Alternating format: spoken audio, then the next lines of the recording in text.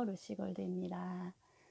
오늘은 제가 또 좋아하는, 그리고 부모들이 꼭 읽어야 한다고 생각하는 육아서 내 아이를 위한 감정 코칭이라는 책입니다. 최성애 박사님, 조벽 교수님이, 그리고 존 가트맨 박사님이 함께 쓰신 책이고요. 책이 나온 지는 꽤 됐지만 꼭 읽어야 한다고 생각해서 제가 만나는 모든 엄마들에게 추천하고 있는 책이고, 그리고 실제로 이 책을 만나고 나서 아이들과의 관계가 굉장히 좋아지고 또 남편과의 관계도 좋아지는 그런 경험들을 하시거든요. 그래서 꼭 소개해드리고 싶은 책이에요. 감정 코칭이 뭔지, 우선 그게 왜 중요한지 책에 나와 있고요. 그리고 감정 코칭을 어떻게 하면 되는지, 그리고 연령별로, 개월수별로 어떤 다른 방법으로 접근하면 되는지 나와 있는 책입니다.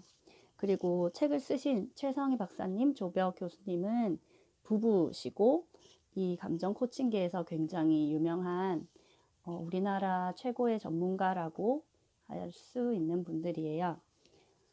우선 감정 코칭이 왜 중요한가, 왜 우리가 부모로서 감정 코칭을 해야 되는가부터 한번 알아보면 좋을 것 같아요. 감정 코칭은 저는 육아에서 발생하는 대부분의 문제들, 갈등들을 해결할 수 있는 굉장히 좋은 방법이라고 생각해요. 이 책을 보고 알게 되었고, 그 방법을 실제로 직접 적용하면서 많은 문제들이 해결되고 갈등이 풀어지는 걸 경험을 했거든요.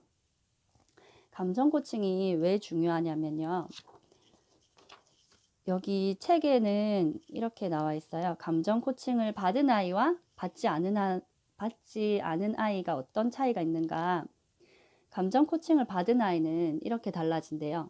집중력이 높고 자기 주도학습 능력이 우수해서 학업 성취도가 높고, 즉 공부를 잘한다는 얘기겠죠. 기분이 나빠도 자기 진정을 잘하고, 심리적인 면역력이 강하고, 상처를 받아도 쉽게 이겨낼 수 있다는 뜻이 있고, 그 다음에 또래 관계가 좋고요. 변화에 능동적으로 대처할 수 있습니다. 그리고 마지막으로 저는 이 결과에 굉장히 놀랐는데, 감염성 질병에 덜 걸린다고 해요. 즉 감정 코칭을 잘 받은 아이들은 대인관계, 그리고 학업에서도 우수한 성적을 보이고, 게다가 건강까지 좋아진다고 하니까 감정 코칭은 정말 꼭 해야 되는, 우리가 배워야 되는 부분이라고 생각합니다. 우리가 부모로서 아이들의 여러 가지 감정에 부딪히는 경우가 많잖아요. 예를 들면 두 아이가, 형제가 싸운다든지, 그래서 장난감을 뺏긴 형이나 동생이 갑자기 화를 내면서 울고 던지고 때리고 이런 경우들, 혹은 뭔가 하고 싶은데 직접 말하지 못하고 억압된 표정으로 울기만 하는 아이, 혹은 또 자기의 짜증을 주체하지 못하고 그것을 표출하는 아이 등등 많은 아이들의 경험을 부모들이 겪게 되는데, 그 감정들을 우선 부모가 판단하지 않는 게 중요하다고 해요. 어른들은 보통 좋은 감정과 나쁜 감정 이렇게 구분을 하거든요. 그래서 좋은 감정을 표현할 때는 우리도 같이 좋죠. 막 아이가 웃고 행복하고 즐겁고 하면 우리도 같이 좋은데, 특히나 나쁜 감정을 표현할 때, 나쁜 감정이라 하면 우리가 어른이 지정하고 있는 분노, 화, 짜증, 뭐 그런 것들인데, 우리가 지정하고 있는 그 나쁜 감정을 아이가 표출했을 때는 우리가 굉장히 예민해지거나 같이 화를 내거나 아이의 감정을 읽어주기 이전에 다그치고 야단치기 마련이거든요. 그래서 우리가 우선은 나쁜 감정과 좋은 감정을 구분하지 않아야 한다. 그게 가장 감정 코칭에서 중요한 부분인 것 같아요. 감정 코칭 하는 방법에 앞서서 우리 부모들도 사실은 어릴 때 부정적인 감정이건 긍정적인 감정이건 마음껏 자유롭게 표현하도록 교육받거나 학습받지 못했어요. 그래서 우리 아이들의 감정을 있는 그대로 읽어주고 그걸 코칭해 주는 게 상당히 어려운 문제이긴 한데, 우리 아이들의 감정을 제대로 인식하고 코칭하기 이전에 우리 자신의 감정부터 제대로 아는 게 중요하다고 해요. 그래서 여기서는 초감정이라는 단어로 말할 수 있는데, 초감정은 무의식 중에 나타나는 어떤 자신의 감정인데, 예를 들면 분노에 대해서 언제 분노가 일어나는지, 어떻게 분노가 표출되는지, 우리 가족들은 어떻게 분노를 표현했는지, 그리고 어머니는, 아버지는, 형제들은 화날 때 어떻게 했는지, 내가 화났을 때 우리 부모님은 어떤 반응을 보였는지, 그리고 화날 때 나는 무엇을 하는지 등등, 분노에 대해서, 슬픔에 대해서, 미움, 질투, 두려움 등등과 같은 감정들에 대해서 우리 자신의 초감정을 이해를 먼저 할 필요가 있다고 해요. 그래야 우리 아이들의 감정도 제대로 읽어주고 제대로 코칭해 줄 수 있기 때문이거든요. 그렇게 초감정을 알아차리면 이 초감정에 대해서 나 전달법으로 전하는 방법이 중요한데요. 이게 3단계 나 전달법이 있어요. 먼저 상황에 대해서 중립적으로 말한다. 그리고 그때의 감정을 묘사하고, 그리고 나서 원하는 바를 요청합니다. 예를 들면 아빠는 어릴 때 할아버지가 큰 소리로 화내실 때 참 무섭고 싫었거든. 그래서 네가 큰 소리로 대들면 나도 모르게 화가 나고 감정이 격해진단다. 그러니 아빠한테 말할 때 좀 더 부드럽고 조용하게 말해주면 좋겠다. 이렇게 말하는 건데, 처음에 아빠는 어릴 때 할아버지가 큰 소리로 화내실 때, 이게 상황이고요. 참 무섭고 싫었어. 이게 감정이고, 그래서 네가 더 대들면 나도 모르게 화가 난다 하는 것도 감정. 그러니까 아빠한테 말할 때 좀 더 부드럽게 말해줘 하는 게 요청. 이렇게 나는 어떻다, 너는 화낸다, 그리고 그게 나쁘다, 이거보다 내가 느끼는 너에 대한 감정을 표현해주고, 그것을 어떻게 바꿔주면 좋겠는지 요청하는 나 전달법으로 아이에게 대화를 시도하는 게 우선은 중요하고요. 그리고 어른들은 누구나 아이의 내 마음속에 아이가 있대요. 아이와 어른이 같이 존재하는데 그 아이의 모습을 최대한 빼고 어른의 모습으로 살려고 하면 그러니까 나의 아이를 좀 더 억압하거나 그들에게서 드러나는 부정적인 감정을 읽어주는 게 힘들 수도 있어요. 그런데 내 속에 있는 아이의 모습 있죠. 자유롭고 싶고 놀고 싶고, 그런 것들과 뭔가 해야 하는 어른의 감정을 균형을 잡는 게 굉장히 중요하다고 말씀하고 계세요. 그래서 should를 빼고 want를 넣어라 라는 이제 방법을 알려주시는데, 예를 들면 아이를 깨워서 얼른 유치원에 보내야 해 라는 should의 의미보다, 나는 아이를 얼른 깨워서 유치원에 보내고 싶어 하는 want의 말로 표현을 하고, 그렇게 마음을 먹으면 훨씬 감정을 공감하기도 편하다고 합니다. 그래서 어른인 우리의 마음속에 있는 아이의 마음도 잘 다스리고, 그리고 또 어른의 마음과 아이의 마음이 균형을 맞도록 해야 우리가 우리 진짜 아이들의 마음을 잘 읽어줄 수 있다고 해요. 그러니까 너무 어른의 마음으로 아이들을 통제하려 하지 말고, 내 안의 아이의 마음, 아이의 눈높이, 아이의 시선에 맞춰서 아이를 바라보는 게 중요합니다. 그리고 감정 코칭은 크게 여기 책에서는 5가지 단계로 나와 있거든요. 첫 번째 단계는 감정 코칭하는 방법인데요. 첫 번째 단계는 우선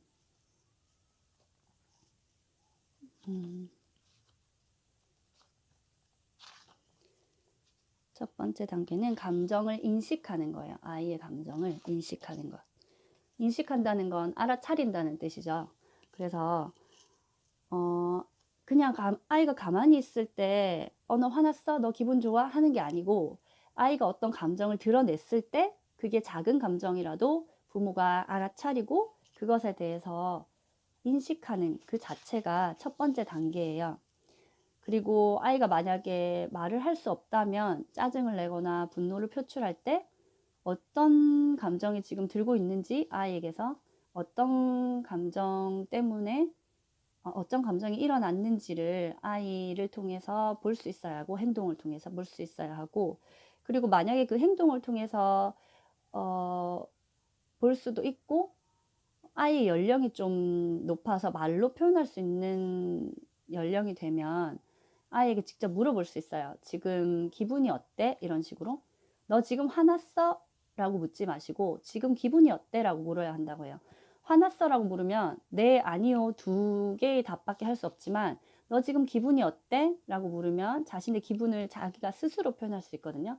감정표 코칭의 중요한 그 방법 중에 하나가 자기의 감정을 스스로 인식할 수 있게 도와주는 거예요. 그래서 엄마나 아빠가 그 아이의 감정을 먼저 단정 짓지 말고 감정은 어떤지 먼저 물어봐 주는 게 중요하다고 합니다. 그리고 감정 표현이 서툰 아이가 있다면 예를 들어 기분이 어때 하면 좋아, 나빠, 몰라 이런 식으로 대답하는 아이들이 있다면 감정을 표현하는 데 단어를 모르는 걸 수도 있고 자기가 느끼는 감정이 뭔지 잘 모를 수도 있어요. 그래서 여기 책에 보면 감정 날씨 차트라고 나와 있거든요. 이렇게 날씨로 감정을 표현해 보는 방법도 추천하고 있습니다.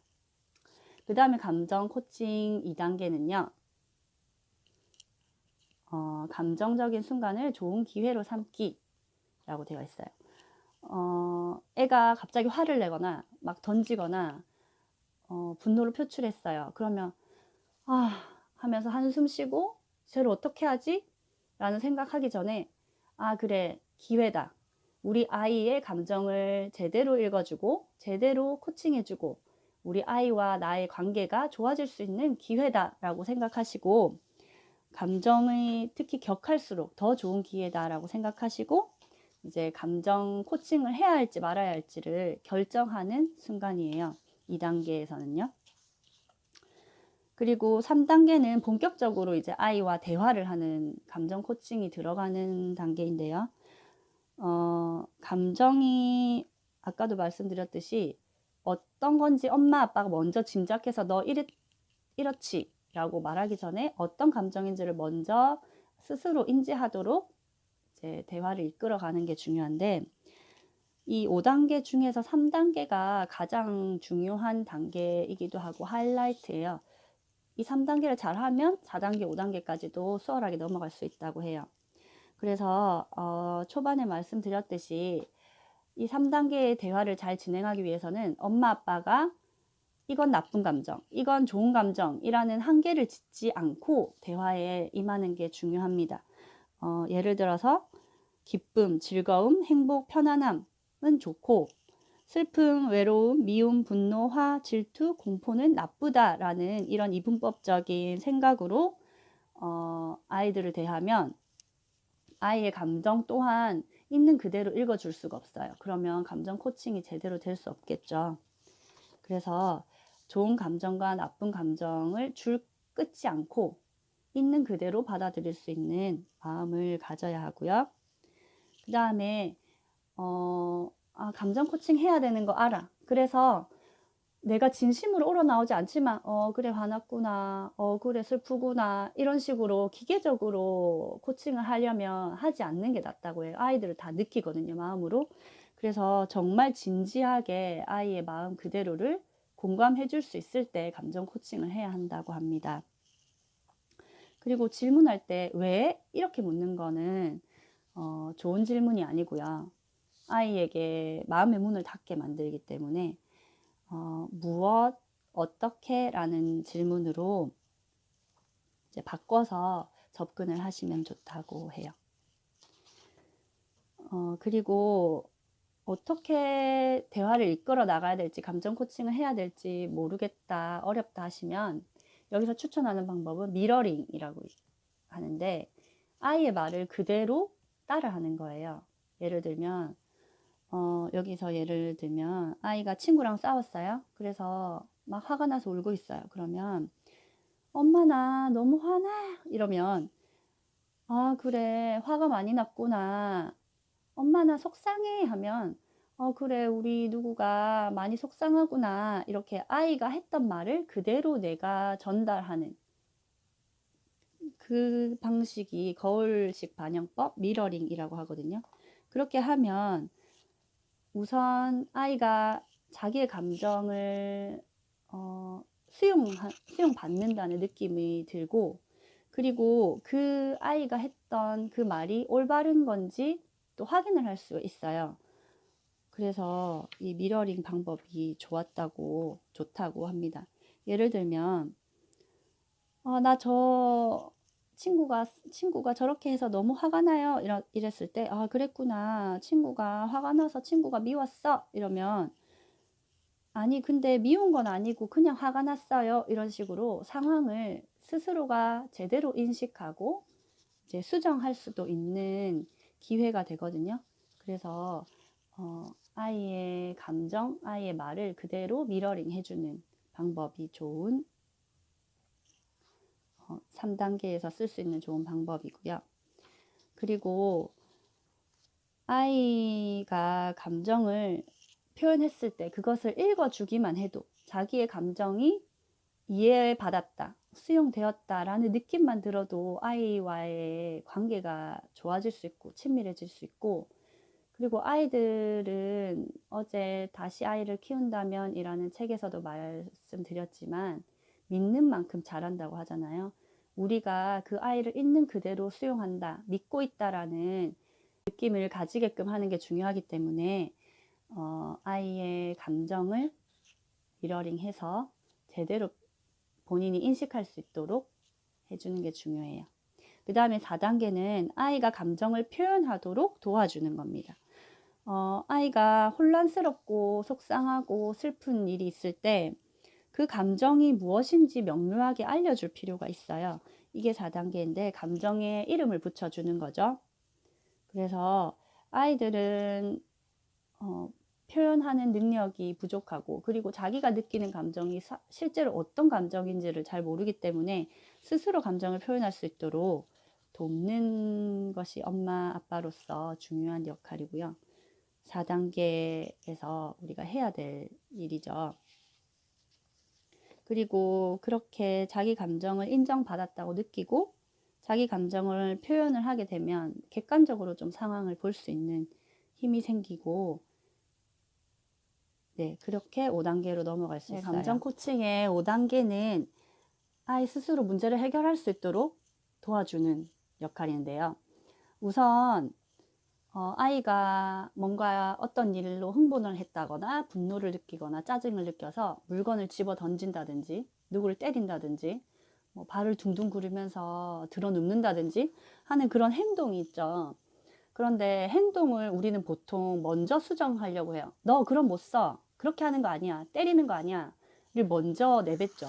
그런데 그 전에 감정을 먼저 읽어주는 게, 그게 가장 중요한 감정 코칭의 핵심이거든요. 그래서 어떤 행동을 하든지 감정은 다 받아줘야 해요. 그러니까 감정에는 아까 말씀드렸듯이 좋고 나쁨이 없어요. 그냥 그 감정이에요. 그래서 그 감정을 느꼈구나, 그렇게 느끼고 있구나라는 걸 먼저 인정하고 인식하고 스스로도 인지할 수 있도록 도와주고, 그리고 나서 나쁜 행동, 잘못된 행동에 대해서는 한계를 지어주는 게 중요해요. 그러니까 감정 코칭을 한다는 것은 아이의 감정을 인식하고 수용하고 그리고 이해하되 나쁜 행동은 바로잡아 주는 거거든요. 나쁜 행동까지 우리가 수용한다고 오해하시면 안 돼요. 나쁜 행동에 대해서는 분명히 선을 긋고 한계를 지어주되 모든 감정은 수용한다 라는 게 감정 코칭의 핵심이라고 생각하시면 돼요. 최근에 그 베스트셀러가 되고 있는 정혜신 박사님의 당신이 옳다라는 책에도 보면 당신이 느끼는 모든 감정은 옳다라고 하거든요. 그래서 우리 아이들에게도 마찬가지로 적용을 해야 한다고 생각해요. 우리 어른들도 살다 보면 분노가 느낄 때가 있고 상처를 받을 때가 있고 짜증이 올라올 때가 있고 갑자기 화가 날 때가 있잖아요. 그 감정이 틀린 건 아니에요. 아이들도 마찬가지예요. 감정은 모두 옳아요. 옳지만 행동에 대해서는 우리가 부모로서 제대로 한계를 지어주고 이제 옳은 행동으로 바꿔줄 필요가 있죠. 감정을 먼저 읽어줬다면 행동을 수정해줘야 하는데 그 행동의 한계라는 게 사실 제한을 짓자면 너무 많을 수 있기 때문에 이 선생님은 두 가지의 기준으로 이제 원칙을 정하라고 하시는데 첫 번째, 남에게 피해 입히는 행동. 두 번째, 자신에게 해를 가하는 행동. 그 두 가지만 아니면 행동에 대해서 지나치게 엄격하게 할 필요는 없다라고 말씀해주고 계세요. 이렇게 감정을 읽어주고 행동까지 수정할 수 있게 해주면 그리고 나서 그 행동 뒤에 있는 이제 해결책, 그 문제로 인한 해결책을 스스로 찾게끔 대화를 유도해서 해결하도록 도와주면 감정 코칭이 제대로 이루어지는 거거든요. 그런데 이 책에서도 말하지만 우리가 모든 상황에서 감정 코칭을 100% 할 수는 없어요. 우리도 사람이고 그리고 상황이 되지 않는 경우가 있거든요. 그렇지만 40% 이상 감정 코칭을 하면 좋은 부모라고 얘기하세요, 여기서. 그래서 감정 코칭을 늘 염두에 두고 아이의 감정은 읽어주고 행동을 수정해 준다는 걸 알아두시면 매번은 아니라도 대부분의 경우 아이들이 인정받고 있다, 나를 믿어주고 있다라는 느낌을 받으면서 자존감도 높아지고 여러 가지 면에서 좋거든요. 그런데 여기서 이제 주의할 점으로는 감정 코칭을 하지 말아야 할 때가 있어요. 다른 사람이 있을 때. 누군가가 다른 사람, 아이와 나 말고 다른 사람이 있을 때는 그 감정 코칭의 대화에 집중하기가 힘들어요. 예를 들어 뭐 시어머니가 옆에 있다든지 할머니가 있을 때 아이들이 때를 더 많이 쓰죠. 왜냐하면 자기들이 요구하면 된다는 걸 아니까. 하지만 그런 상황이 있을 때 감정 코칭을 진행하면 아이와의 대화에 집중할 수도 없고 아이도 엄마도 진지하게 몰입하기가 힘들기 때문에 다른 사람이 있을 때는 둘만의 장소로 옮기든지 그 감정 코칭을 하지 않든지 이런 식으로 좀 조절을 할 필요가 있다고 하고요. 그리고 시간이 쫓길 때 아침에 지금 바로 등원시켜야 되고 엄마가 출근을 해야 되는데 아이의 감정을 읽어주면서 감정 코칭을 하려니 너무 시간이 촉박하단 말이에요. 그렇다고 해서 감정 코칭을 해줘야 되는 거 아니까 아 그래 너 속상하지 너 힘들었지 이런 식으로 재촉하면서 조급한 마음으로 감정 코칭을 하면 오히려 역효과가 난다고 해요. 그래서 시간에 쫓기거나 너무 바쁠 때는 오히려 감정 코칭을 하지 않는 게 좋아요. 즉 여기서 말하는 건 정말로 감정 코칭을 할 때는 아이에게 진지하게 집중하는 시간을 가져야 한다는 거죠.